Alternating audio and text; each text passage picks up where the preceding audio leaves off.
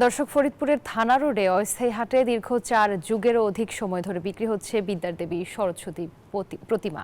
এবছরও জমজমাট প্রতিমা বিক্রির হাট। এ বিষয়ে আরো বিস্তারিত জানাতে ফরিদপুর থেকে যুক্ত হচ্ছেন আমাদের সহকর্মী খায়রুজ্জামান সোহাগ। ঐতিহ্যবাহী প্রতিমা বিক্রির হাট সম্পর্কে কি তথ্য আছে জানাবেন, কেমন বেচা বিক্রি হচ্ছে? ধন্যবাদ রুবা। আপনি যেমনটি বলছিলেন যে আপনি জানেন যে সনাতন ধর্মাবলম্বীরা যে বিদ্যার দেবী সরস্বতী আরাধনা করে থাকেন বিদ্যালাভের আশায়, আর আগামী রোববার এই সরস্বতী পূজা অনুষ্ঠিত হবে। আমি এই মুহূর্তে দাঁড়িয়ে আছি ফরিদপুর থানা রোডে, যেখানটাতে বিভিন্ন প্রতিমা বিক্রির কারিগরেরা তাদের প্রতিমা তৈরি করে এই হাটে নিয়ে আসেন।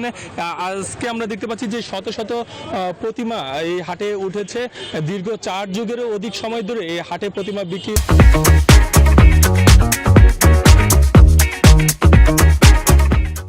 হচ্ছে, যেখানটায় প্রতিদিনে প্রায় 25 থেকে 30 হাজার টাকার মতো তারা প্রতিমা বিক্রি করছেন। এবছর যেটা প্রতিমা তৈরি কারিগররা বলছিলেন যে তাদের 15 থেকে 20 লাখ টাকা প্রতিমা বিক্রি করতে পারবেন, এমনটাই কিন্তু তারা আশা করছিলেন। আজকে যেহেতু প্রতিমা বিক্রির প্রথম দিন হাটের, সেই হাটে আমরা দেখতে পাচ্ছি যে প্রথম দিনেই বেশ জমে উঠেছে। সকাল থেকেই এই হাটের ক্রেতা সাধারণ যারা আছে তারা চলে এসেছে, আর এই হাটে মধ্যরাত পর্যন্ত প্রতিমা কেনা বেচা হয়, এমনটাই কিন্তু আমরা জানতে পেরেছি। তবে যেহেতু আরো 2 দিন বাকি আছে, সেই ক্ষেত্রে বলা যায় যে আজ যে প্রতিমা হাটে উঠেছে সব প্রতিমাই কিন্তু বিক্রি হয়ে যাবে, এমনটাই কিন্তু বলছিলেন।